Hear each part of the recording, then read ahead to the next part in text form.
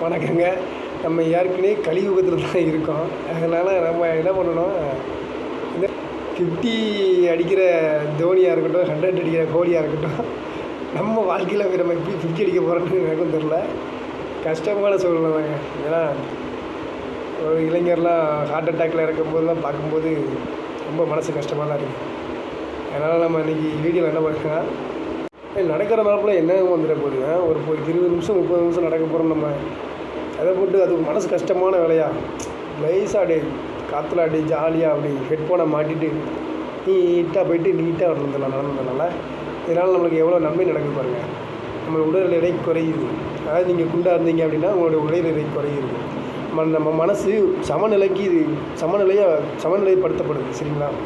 High ப்ரெஷரில் கத்துவாங்க பார்த்தீங்களா, எவ்வளோண்டு அடிக்கலான்னு தோணுமா இருக்குது பார்த்தீங்களா, அவங்களுக்கு கூட அவங்களும் சமநிலைக்கு ஆகுதாங்க. அதாவது ஹை பிபி குறையுது நடைப்பயிற்சினால். நம்ம இதயம் ரொம்ப ஆரோக்கியமாகுது. அது அந்த ப்ரெஷர் பாயிண்ட் நல்லா துடிச்சு நல்லா நார்மலான நீங்கள் நடந்து பாருங்கள். நடந்து பார்த்தோன்னே காலையில் அவ்வளோ ஃப்ரெஷ்ஷாக அவ்வளோ எனர்ஜியாக இருக்க மாதிரி இருக்கும். ஒரு என்னடா ஒரு டாஸ்க்கு கொடுத்தாலும் செஞ்சிடலாம் போல இருக்கும், அப்படி இருக்கும் உங்களுக்கு நடைப்பயிற்சி பண்ணுறதுனால.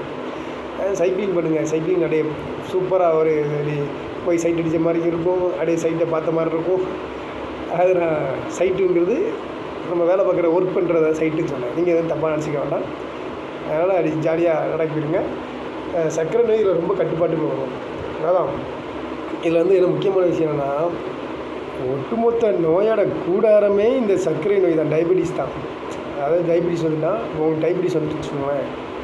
டயபெட்டிஸ் வந்துட்டுனா அது மறுபடி ப்ரெஷரை வர வைக்கும். தைராய்டு பிரச்சனை, இதயம் சார்ந்த நோய்கள், ஹார்ட் அட்டாக்கு, மூளை ஸ்ட்ரோக்கு, இது எல்லாத்தையுமே ஒட்டுமொத்த நோய்க்கான கூடாரம் இந்த டயபெட்டிஸ் இருக்குது.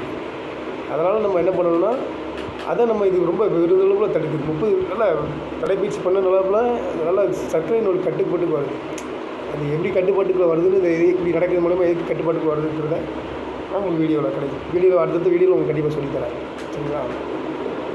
நல்ல ஆரோக்கியமான நடைப்பயிற்சி, நல்ல சாப்பாடு, இதை மட்டும் சாப்பிடுங்க. ஜங்க் ஃபுட்டு ஐட்டத்தை தொட கூட செய்யாது. நம்ம அடுத்த வீடியோவில் முக்கியமான ஒரு உணவுப் பொருளை பற்றி நம்ம சொல்கிறோம். ஏன் சொல்கிறேன்னா, அது கண்டிப்பாக அந்த உணவுப் பொருளை நம்ம எடுத்துக்கவே கூடாது. டயபெட்டிஸ் பேஷண்ட்டுக்கு ஏன் சுகர் லெவல் குறைய மாட்டேங்குன்னா, அந்த உணவுப் பொருளை நீங்கள் எடுக்க போய் தான் உங்களுக்கு கண்டிப்பாக அந்த சுகர் லெவல் குறையாமல் இருக்குது. நீங்கள் டேப்லெட் போட்டாலும், நீங்கள் தலைகீழ நின்றாலும் அந்த சுகர் லெவல் உங்களுக்கு இறங்காது. உங்களுக்கு டோஸ்டேஜ் தான் அதிகமாகிட்டே இருக்கும். அப்புறம் காலில் புண்ணு வந்து ஆறாமல் இருக்கும். இந்த மாதிரி பிரச்சனைகள்லாம் இருக்கும். எனக்கு டயபெட்டிஸ் வந்து 2 வருஷம் ஆகிடுச்சு.